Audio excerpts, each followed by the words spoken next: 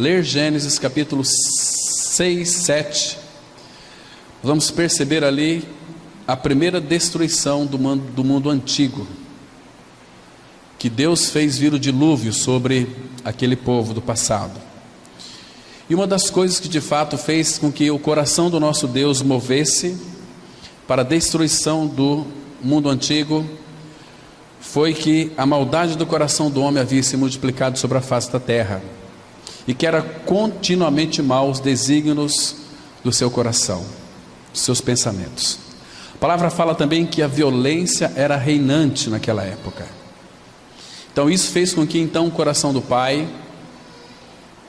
desse cabo de toda a raça humana, reservando então Noé e toda a sua família.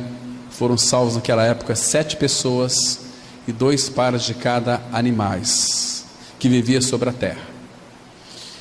Irmãos, e o Senhor Jesus Cristo, Ele nos apresenta hoje uma palavra para nós, dizendo o seguinte, que assim como foi nos dias de Noé, será a vinda do Filho do Homem. Havia naquela época a maldade do coração do homem se multiplicado, a violência era reinante. Irmãos, hoje está muito pior. Então por isso que quando nós olhamos para o cenário nacional, mundial, nós podemos perceber que Cristo está às portas para vir buscar a sua igreja.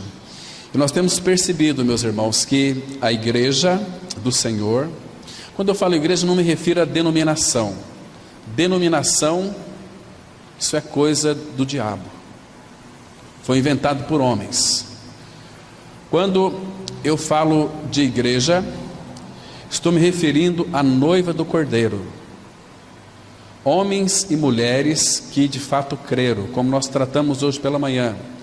Falamos sobre a união com Cristo, exemplificado entre Rebeca, Isaac e Rebeca.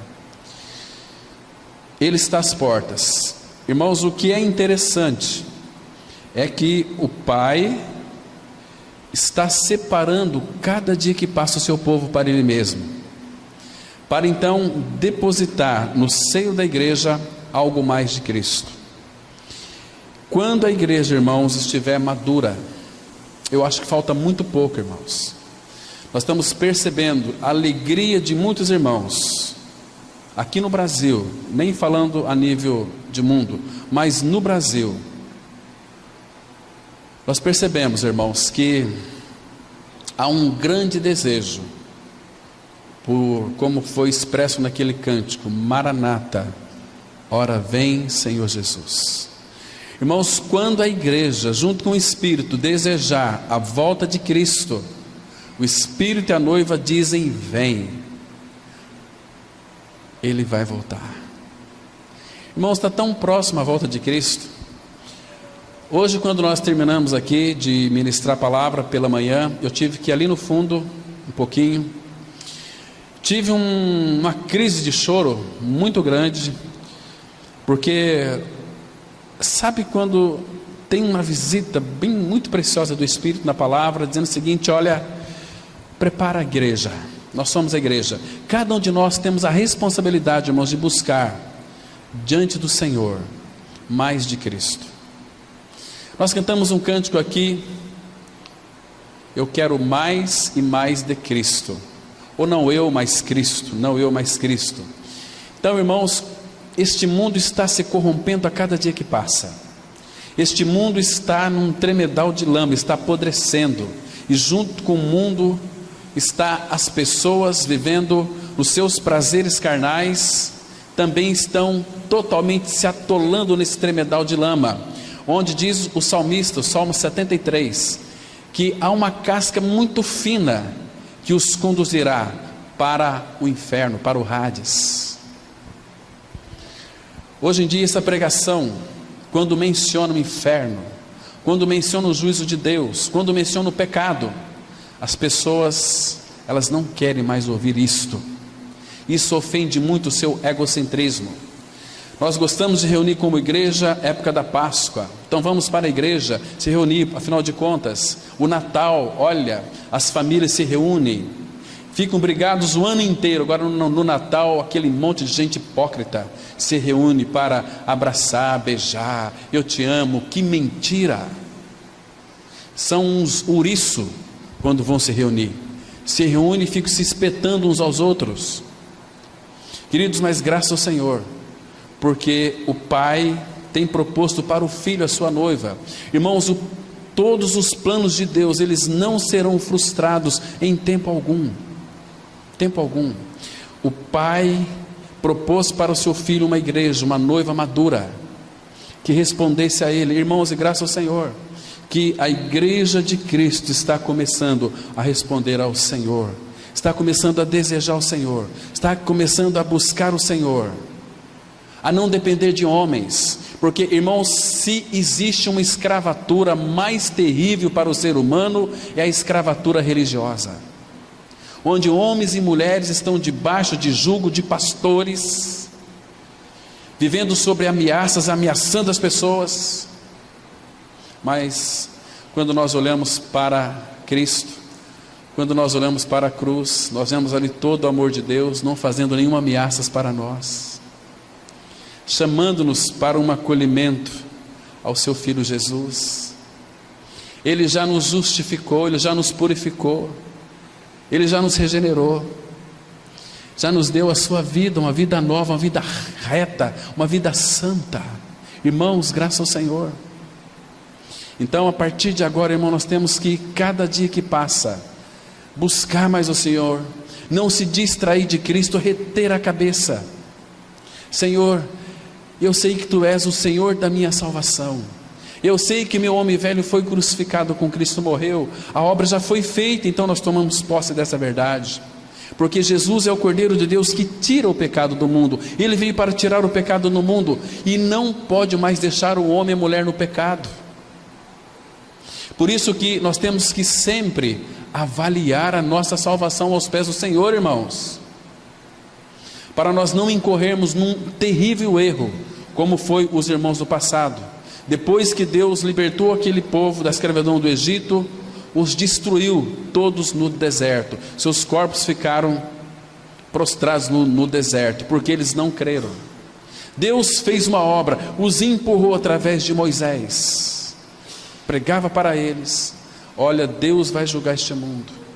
Mas o que é interessante, irmãos, que Deus tirou o povo de Israel para celebrar uma festa no deserto. Nós temos um Deus e Pai que gosta de fazer festa com seus filhos. O reino de Deus, irmãos, é de justiça e paz e alegria no Espírito Santo. Mas, irmãos, o que nos entristece bastante é quando nós vemos ainda no meio do povo de Deus pessoas que têm muitas dificuldades em ganhar uma experiência de regeneração. Esses homens e essas mulheres não avançam no Senhor, começam a viver uma vida de moralidade. Eu estou certo, eu penso assim, é dessa forma, e por aí, segundo o conceito que foi levantado na sua mente, esse caminho que para ele é um caminho reto, um caminho adequado, para ele, a palavra fala que o seu caminho, o seu final é caminhos de morte. Caminhos de morte. Porque, irmão, só existe um caminho para chegarmos até o Pai, é Jesus Cristo, conforme Ele mesmo expressou em João 14,6: eu sou o caminho, eu sou a verdade, eu sou a vida, e ninguém vem ao Pai senão por mim. Ninguém vem ao Pai senão por mim. Então, queridos, nós estamos vivendo um tempo de preparo, um tempo de buscar ao Senhor até que Ele venha e faça chover sobre nós a sua justiça. Irmãos, o lugar mais seguro meu e seu é estar nas mãos do Pai. O lugar mais inseguro para mim e para você é confiar em nossas próprias mãos, em nossa própria sabedoria. O rei Salomão, escrevendo Provérbios capítulo 3, versículo 5, ele disse assim: confia no Senhor de todo o teu coração, e não te estribes, e não te apoies em teu próprio entendimento. Reconhece o Senhor em todos os teus caminhos, e Ele endireitará as tuas veredas. Irmãos, as nossas veredas são tortas. As nossas veredas são totalmente voltadas para a nossa satisfação carnal. Isso é um grande perigo para nós. Como que Deus então vai tratar uma alma que Ele já regerou no seu espírito quando nós endurecemos a nossa cerviz? Porque, queridos, o nosso Deus e Pai, Ele quer tratar com a nossa alma. Ele quer salvar a minha e a sua alma. Nós já somos salvos em nosso espírito, já fomos regenerados, mas a nossa alma, ela é complexa demais. Os nossos desejos são totalmente desalinhados do desejo do nosso Pai. Se Deus aparecesse para você hoje e lhe fizesse uma pergunta assim: eu posso contar com você? O que você responderia para Ele? Queridos, deixa eu reformular a pergunta aqui. Se Deus aparecesse para você, será que você é uma pessoa confiável a Ele? Será que Deus não ficaria frustrado com você? Aliás, Deus, Ele não vai ficar frustrado nem comigo e nem com você.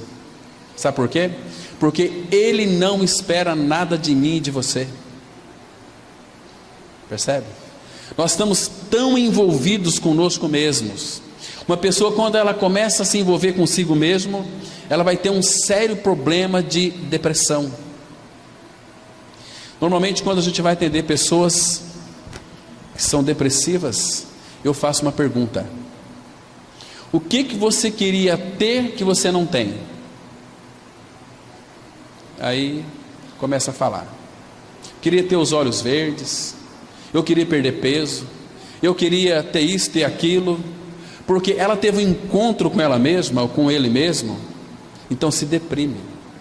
Queridos, a Bíblia, ela proíbe que nós sejamos introspectivos. O que é ser introspectivo? É uma pessoa olhar para dentro de si. A psicologia faz isso. Você tem que olhar para você, chegar diante do espelho e dizer o seguinte: você é um vencedor, você é uma pessoa maravilhosa, não tem ninguém melhor do que você. Mas sabe o que a Bíblia diz? Em Lucas 9:23: se alguém quiser vir após mim, a si mesmo se negue, dia a dia tome a sua cruz e siga-me. Aí é cristianismo. Aí Ele vai poder governar a nossa vida e nós seremos então edificados.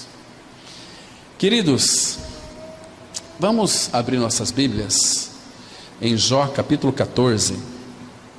Vamos ver aqui algum texto. Se eu não ler o texto, eu vou falar até amanhã cedo. Jó capítulo 14. Vamos ver alguns pontos aqui que são uns dos impedimentos para uma pessoa verdadeiramente ser tratada na sua alma.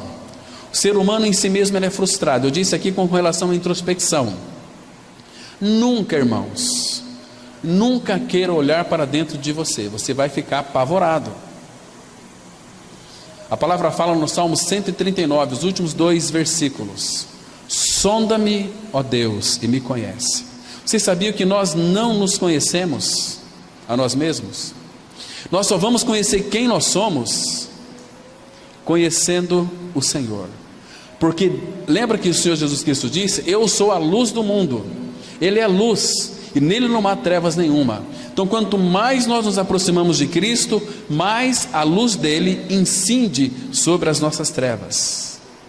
E a gente pode ficar tão frustrado. Imagina você entra numa casa que já faz mais ou menos lá 4 meses que ninguém entra, e você deixou os móveis e foi viajar e você voltou. De repente você abre a sua casa, claro que ela vai estar empoeirada, ela vai estar ali cheia de ratos também, cheia de baratas, ou talvez de algum animal peçonhento. Assim é a nossa vida, irmãos. A Bíblia diz que eu e você, nós somos peçonhentos. Temos uma natureza terrível. Se você olhar o Salmo 53, Salmo 58, versículo 3 e 4, que desviam-se os ímpios desde a concepção, nascem errados desde que nasceram proferindo mentiras, e a palavra fala em Salmo 58, versículo 4, que tem veneno semelhante ao veneno da serpente. Irmãos, a nossa natureza sem Cristo, ela é terrível. A palavra fala que o ser humano, ele é pior do que o diabo. O diabo fica até assustado quando olha para o homem, vê tantas barbaridades que ele comete, às vezes até em nome de Deus. Pessoas se matam por causa de religião. Religião é uma das melhores invenções do diabo. Hoje as pessoas estão mais envolvidas no esquema da religião do que no próprio Senhor de toda a graça, que nos salvou do império das trevas e nos transportou para o reino do Filho do seu amor. Vamos ler aqui, Jó capítulo 14. Irmãos, eu sei que o que nós vamos tratar hoje é um assunto meio indelicado, mas é verdade, nós temos que falar.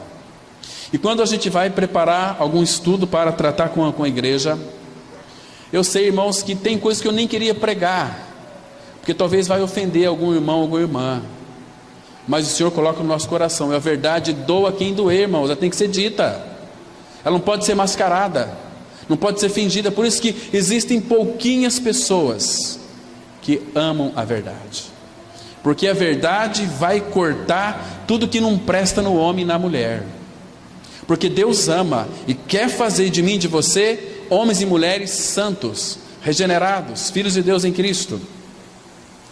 Veja aqui, Jó, ele faz uma meditação no subtítulo, sobre a brevidade da vida. Ele diz assim: o homem nascido de mulher vive breve tempo, cheio de inquietação. Muito bem. Temos aqui, irmãos, um primeiro diagnóstico do que é o homem. Se alguém perguntar para você, o que é o ser humano? O ser humano, que nasceu de mulher, ele vive breve tempo. E se não nasceu de novo, a palavra fala aqui, vive cheio de inquietação, que o profeta Isaías vai dizer lá, em Isaías 57, 20 e 21. Para os perversos, diz o meu Deus, não há paz. É como aquele mar de lama e lodo que lança suas sujidades. Isso deixa ele muito inquieto. Para os perversos, diz o meu Deus, não há paz. Há um turbilhão dentro deste homem, desta mulher, que o deixa inquieto, que o deixa verdadeiramente cheio de aflição, transtornado, e muitos cometem loucura. Queridos, temos que avaliar. Versículo 2 diz assim: nasce como a flor e murcha, foge como uma sombra e não permanece, e sobre tal homem abres os olhos e os faz entrar em juízo contigo? Uma pergunta aqui. Agora, ele faz uma outra pergunta no versículo 4, ele diz assim: quem da imundícia poderá tirar coisa pura? Ele já responde: ninguém. Irmãos, quem da imundícia pode tirar alguma coisa pura? Ninguém. Então vocês percebem que o ser humano, nascido de mulher, às vezes ele até ouviu muito falar sobre Deus, às vezes conhece Deus, como Jó aqui, só de ouvir falar, cheio de inquietação, sabe que vai viver breve tempo nessa terra. Quantas vidas foram ceifadas hoje? Quantos queridos amigos nossos, colegas, que talvez desceram para a sepultura sem a vida de Cristo? E quem da imundícia poderá tirar coisa pura? Irmãos, essa aqui é a minha, a sua história. A Bíblia diz em Isaías 64, versículo 6: todos nós somos como o imundo, e todas as nossas justiças como trapo da imundícia. O que são as nossas justiças, irmãos? São aquelas coisas boas que nós fazemos para as outras pessoas, para o meu esposo, para a minha mulher, para o meu filho, para a minha filha. Fora de Cristo é justiça própria, e a Bíblia diz que as nossas justiças é como o trapo da imundícia. Por quê? Porque quem da imundícia poderá tirar coisa pura? Ninguém. Mas você percebe, irmãos, que o nosso amado Senhor Jesus, Ele entrou na nossa história, Ele veio para buscar e salvar quem se havia perdido. Ele veio para fazer um transplante de coração, tirar o meu e o seu coração, e nos dar um novo coração, colocar em nós uma realidade espiritual eterna do Filho, do Espírito, do Pai, habitando em nós. Irmãos, como nós podemos rejeitar este grande amor? Hoje em dia nós percebemos que os perversos, os ímpios e perversos são pessoas maravilhosas, são pessoas de uma boa índole, são pessoas que pagam seus impostos, são pessoas que de fato têm uma boa educação, mas têm um coração enganoso, perverso, maligno, diz a palavra de Deus. E a palavra vai dizer, irmãos, que o homem está numa busca de felicidade, mas a alegria dos perversos não vai durar muito tempo. Aqui em Jó mesmo, capítulo 20, vai um pouquinho mais para frente aí, Jó capítulo 20, olha aqui o versículo 4 e o versículo 5, queridos irmãos. Já que o homem nascido de mulher, ele vive breve tempo, breve também a sua alegria, diz assim a palavra. Jó 20, versículo 4 e 5, presta atenção no que a Bíblia diz.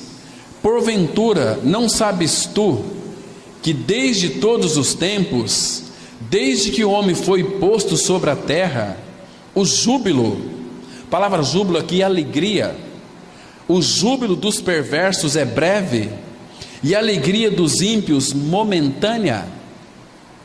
Irmãos, esse breve tempo é até o dia em que ele vai para a sepultura. O homem está numa busca constante de alegria e de felicidade, mas ele não encontra neste mundo satisfação, porque, irmãos, por mais que você vai numa festa, você se diverte, você fica ali se alegrando, mas acabou a festa, acabou a alegria. Mas, queridos irmãos, algo que de fato satisfaz o nosso coração é quando então nós percebemos que o nosso amado Senhor, por amor a mim e a você, Ele veio ao nosso encontro e nos encontrou. Agora, meus queridos irmãos, a palavra de Deus vai dizer que o Senhor Jesus, Ele é pleno de alegria. Muito diferente aqui que diz o seguinte, que, olha só, o júbilo dos perversos é breve, e a alegria dos ímpios momentânea. Agora, aqueles homens e mulheres que então ganharam uma experiência de regeneração, estou falando de religiosos, de crente, de evangélico, de católico, isso não tem nada a ver. Estou falando com homens e mulheres que creram, que estão unidos a Cristo, que são habitados pelo Senhor, que têm convicção de que Cristo é a sua vida e o seu viver. Esses, a palavra fala, como o nosso próprio Senhor, Ele é a própria alegria encarnada.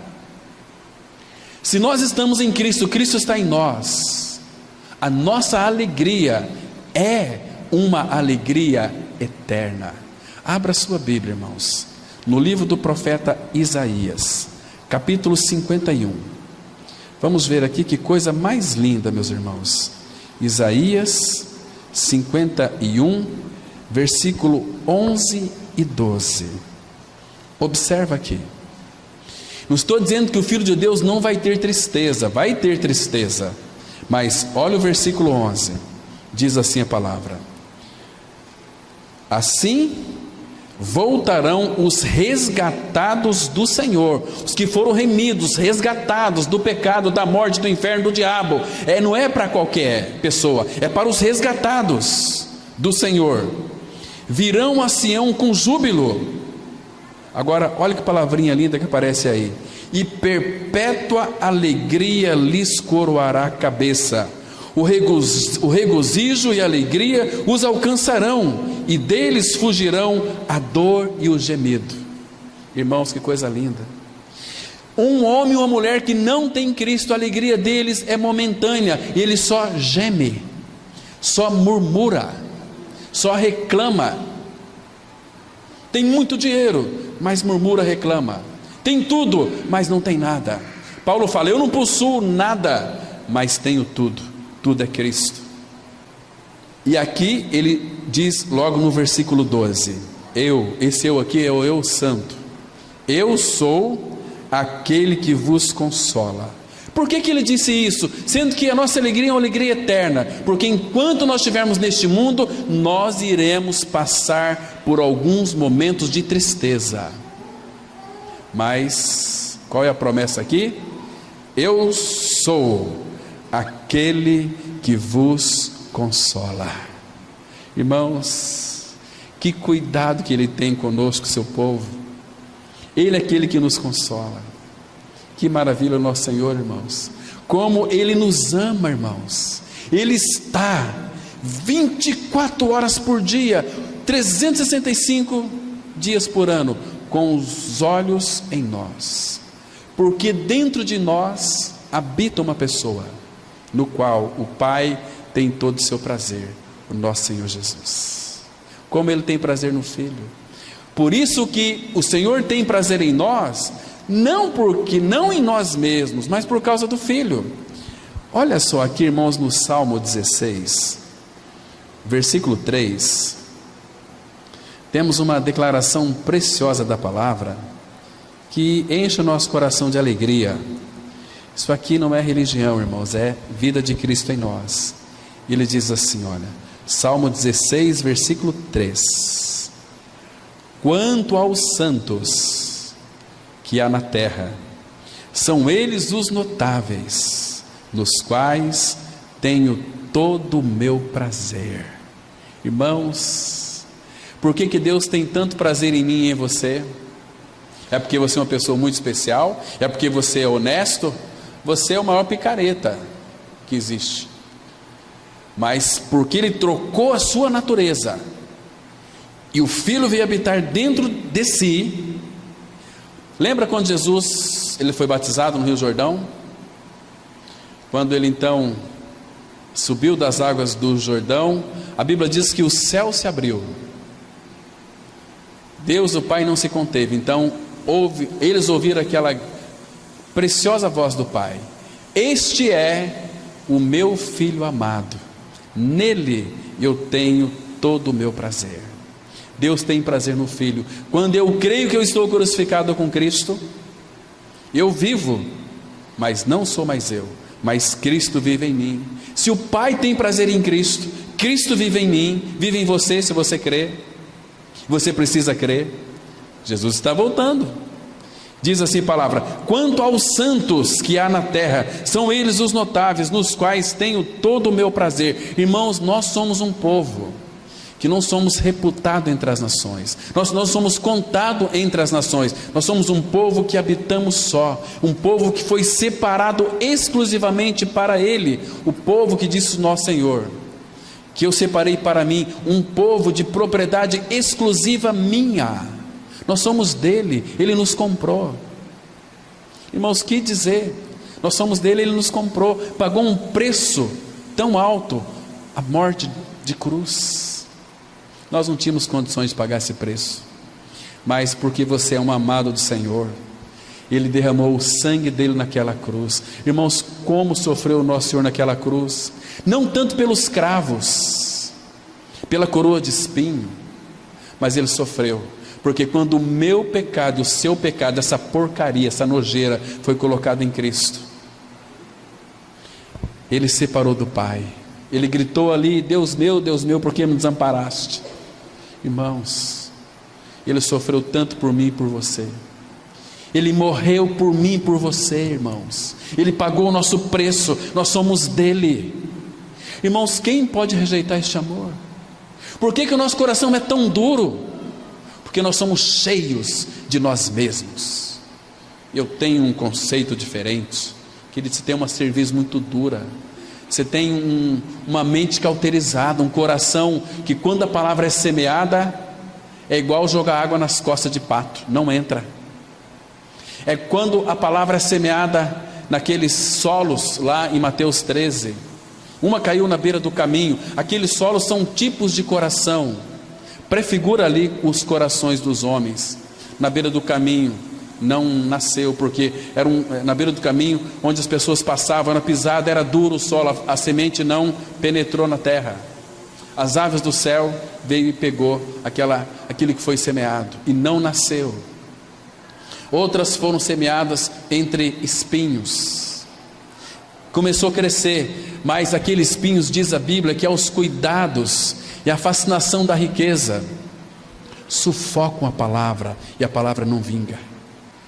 E outros foram semeados ali no meio de pedregulhos. Nasceu, mas como não tinha raiz, veio o sol e fez com que ela murchasse, se queimasse. Mas, irmãos, teve uma sementinha que caiu naquele coração, naquele terreno preparado, que queria de alguma maneira conhecer o Senhor, e essa semente caiu ali, e ela frutificou e produziu a 10, a 30, a 100 por um. Se você creu, você é um desses corações que recebeu a palavra, sem questionar. Porque hoje em dia nós questionamos, né? Nós temos medo da palavra. Irmãos, nós temos que ser como Maria, a mãe de Jesus. Quando ela foi visitada por aquele anjo, irmãos, quando aquele anjo disse que ela seria a mãe do Salvador, a palavra fala que ela não entendia aquilo, mas a Bíblia vai dizer que ela creu sem questionar. Ela disse assim: eis aqui a serva do Senhor, que se cumpra em mim conforme a tua palavra. E ela concedeu. Entende? Ela não dava para entender aquilo, mas ela creu. Se tu dizes, eu creio. Irmãos, nós temos a palavra em nossas mãos. Vocês percebem, irmãos, que nós estamos tão envolvidos com este mundo, com as coisas deste mundo, que muitos infelizmente não vão para a palavra. A Bíblia diz que a fé vem pelo ouvir, e ouvir da palavra. Não existe outra maneira de ter fé. E aí tem uns desbocados que dizem assim: mas eu tenho grande fé em Deus. Essa é a fé dos demônios, que Tiago fala. Crês tu que é um só Deus? Fazes bem. Os demônios também creem e estremecem. Essa é a fé dos demônios. Mas, irmãos, a nossa fé é uma pessoa. Jesus, Ele é o autor e consumador da nossa fé, Jesus Cristo. Ele nos deu fé para nós crermos nele. Olha que interessante. Nós somos tão incapazes de crer, irmãos, tão inúteis, diz Paulo em Romanos 3, versículo 10. O homem é tão inútil que ele não consegue crer. E ninguém vai conhecer a Deus por sua própria sabedoria. Você pode estudar teologia uma vida inteira, pode se tornar um doutor em teologia, mas se você não ganhar uma experiência de novo nascimento, você vai para o inferno. Com título de pastor, doutor em teologia, mestrado em teologia. O que adianta um diploma de pastor, de mestrado em teologia, se não tiver uma vida regenerada? Vai perecer. Vai perecer. Queridos, o Senhor tem chamado um povo para si mesmo. O Senhor, irmãos, Ele deseja que nós então o busquemos. Aí Ele vai se deixar achar por cada um de nós. Você tem buscado a Deus? Como você tem buscado a Deus, irmãos? Abra sua Bíblia no livro do profeta Jeremias, capítulo 29. Jeremias 29, 12. Então me invocareis, passareis a orar a mim, e eu vos ouvirei. Irmãos, Ele sempre vai escutar as nossas orações, sempre. Ele continua, verso 13: buscar-me-eis e me achareis, quando me buscardes de todo o vosso coração. Irmãos, o que significa buscar a Deus de todo o vosso coração? O que é o coração na Bíblia? O coração na Bíblia é a fonte de todas as emoções. Podemos dizer que é a nossa própria alma. O que a alma é? É o centro dos afetos, e as emoções, é os sentimentos, é a vontade. Então buscar a Deus de todo o coração é com toda a minha alma, com toda a minha força, com toda a minha vontade, com tudo que eu tenho. Se entregar diante do Senhor, buscá-lo de todo o coração. Aí sim, versículo 14 diz: serei achado de vós, diz o Senhor, e farei mudar a vossa sorte, congregar-vos-ei de todas as nações, e de todos os lugares para onde vos lancei, diz o Senhor, e tornarei a trazer-vos ao lugar de onde vos mandei para o exílio. Ele mandou para o exílio por causa do pecado do ser humano. Mas, irmãos, Isaías 45:15 diz que o nosso Deus é um Deus que se oculta, mas o desejo de Deus é se revelar a nós. Mas para isso, Ele deseja que nós o busquemos de todo o nosso coração e de toda a nossa alma. Mas para isso você precisa de crer que na cruz, a palavra fala que os que são de Cristo, Gálatas 5:24, crucificaram a sua carne com as suas paixões e concupiscências. É os que são de Cristo crucificaram. Os que não são de Cristo, reúne como igreja, lê Bíblia, talvez ora, canta louvor, tem pregação, mas se não passar por essa experiência, irmãos, não tem cristianismo autêntico, não tem cristianismo verdadeiro, tem vazio, né? Então, irmãos, nesse sentido, como o Senhor então Ele vai tratar na nossa alma? Falamos domingo passado que um dos tratamentos é nos nossos afetos. Hoje eu quero falar um pouquinho, irmãos. Uma das coisas que Ele tem que tratar conosco é na autocomiseração. O que é autocomiseração? É uma enfermidade da alma, autocomiseração. O que é autocomiseração? É uma autocompaixão de si mesmo. É alguém que tem dó de si mesmo. Você está me compreendendo? Nós somos muito dodóis. Se falaram mal de mim, eu já fico com aquela tromba de elefante. Esquece que foi crucificado. Quem que vive é não mais eu, mas Cristo. São pessoas que têm pena de si mesmo. São pessoas muito doídas, pessoas que são autopiedosas, têm piedade de si mesmo, ama tanto a si mesmo que não consegue amar o próximo. Pessoas doentes na sua alma, e muitas não querem ser curadas. Conheço um monte de gente dodói, eu creio que vocês devem conhecer também. São aqueles coitadíssimos, oh meu Deus, compaixão de si. Qual que é o remédio para a autocomiseração? Cruz. Deixa eu mostrar para vocês aqui um texto. Abre em Mateus capítulo 16, versículo 21. Mateus 16, a partir do versículo 21. Vamos ver aqui uma pessoa, era um dos apóstolos. Existem muitos exemplos, mas eu vou pegar aqui um apóstolo, Pedro. Mateus 16, a partir do verso 21. Vamos ver aqui uma pessoa cheia de autocomiseração. Olha só. Mateus 16, verso 21. Desde esse tempo, começou Jesus Cristo a mostrar a seus discípulos que lhe era necessário seguir para Jerusalém e sofrer muitas coisas dos anciãos, dos principais sacerdotes e dos escribas, ser morto e ressuscitado no terceiro dia. Aqui entra a comiseração, olha só. E Pedro, chamando-o à parte, começou a reprová-lo, dizendo: tem compaixão de ti, Senhor, isso de modo algum te acontecerá. Na realidade, Pedro estava dizendo o seguinte: Senhor, se você for para a cruz, tadinho de mim, O que vai ser de mim? Eu deixei meu barco, deixei tudo para te seguir, agora você diz que vai para a cruz? Coitadinho de mim. Sabe o que Jesus disse para Pedro? Versículo 23. Mas Jesus, voltando-se, disse a Pedro: arreda, Satanás, tu és para mim pedra de tropeço, porque não cogitas das coisas de Deus, e sim das dos homens.